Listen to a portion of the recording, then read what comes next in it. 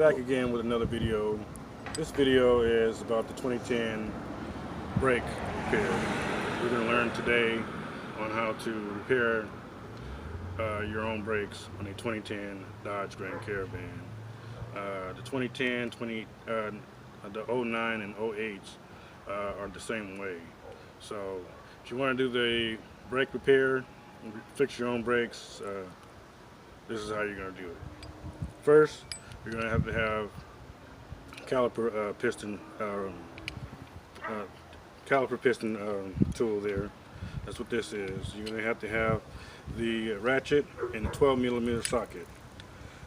Your jack, I call this a cheater bar. I don't know what y'all call it, but it's just a plain old hollow bar inside, and then your star, and then this in here is for this tool here. I don't know what other kind of jack you guys may have. There's all different types of jacks out there, but this in here just got to raise this up here on the end there, you know. But that's all the tools you need there. This is my van, the 2010. I don't have a jack point on the outside. Please do not put it on the outside here, because if you put it on the outside, the jack on the outside here, it will fold and your car will fall. You don't want to do that. So this is where I put the jack on this side right here, and that's where I find it as safe as possible. Okay, so that's what we're gonna do. We're gonna jack up the car. As soon as we jack up the car, remember right around in this area here, you put the jack up under there, and you'll find it. You'll find it a lot easier, and your car won't drop on you. So that's what we're gonna do. Okay, so after raising the vehicle, I already done raised the vehicle like I told you at that point there. Now we're just gonna go ahead and unloosen the lug nuts there. So that's the next step in changing the brakes. Okay.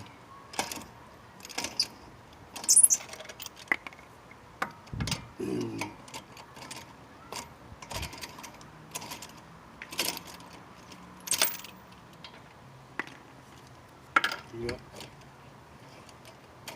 The 2010 Dodge Grand Caravan. I believe you got 5 lug nuts. You're going to make sure you get all 5 of them off. Or you'll know if you don't get them off because you won't be able to take the tire off. So just make sure you get all 5 of them off, and then the tire will come off.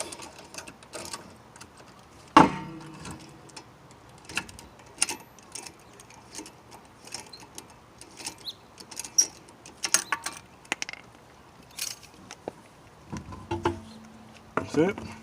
That's there. The tire's off.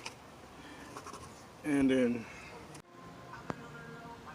okay, so the next segment after taking the tire off, you got to loosen your brake caliper.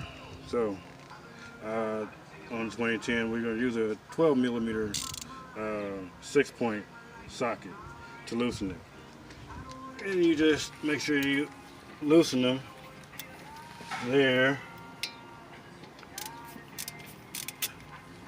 Make sure you loosen them. I just take them all the way off, because you're going to have to depress the caliper piston.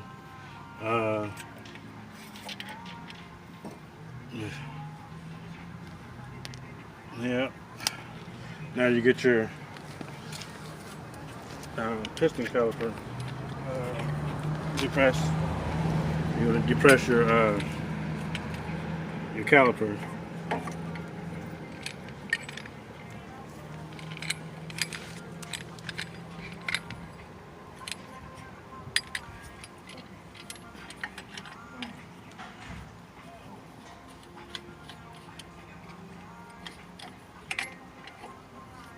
And make sure all you do is, in this type of tool, all you do is screw it all the way back till your piston right here, this is the piston.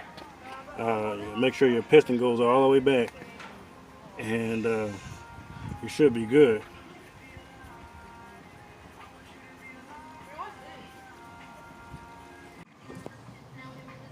Okay, so the second to the last step, because we already changed the brakes, we already put the caliper back on, and we're just putting the tire back on. And it's simply, I mean, real simple. We just put the tire back on. While it's in the air, you tighten the lug nuts while it's in the air, but you do it in the crisscross manner. I would, because you never know. Actually, crisscross pattern, excuse me. You don't want the tire to go on lopsided and you're driving down the street and the thing fall off. So just remember, crisscross pattern and everything will be okay. Okay. Now your second and final step would be to lower your car down, and if I were you, I would pump it a few times and you'll be alright. So I'm going to lower the car down for you in just a few seconds. Okay, so last step, and that's about it. We already put the tire down to the ground, the car is jacked down to the ground, and then we check the tires, make sure the tires are nice and tight. And we want to look at the brake fluid, make sure the brake fluid is nice and full. And yep, the brake fluid is nice and full, because that's essentially what the brake fluid, when you're pushing the piston in, all your fluid and everything is coming right back up. And it should have went, and it did.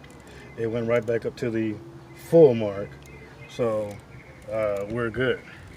You know, in case you guys did not know, there's no need to ever add to your brake master cylinder. You don't add to it, because if you add to it, you got these wires here. They're connected to your sensor, and your sensor will be thrown off. You will never ever get that light to come back on your dashboard, because you didn't add to it and you done screwed it up. So just remember, check your fluid. You want to double check, if you have to triple check your tires, making sure they're all nice and tight. That's good. Let you do that, but everything is all good. The brake job is done. Pull the hood down.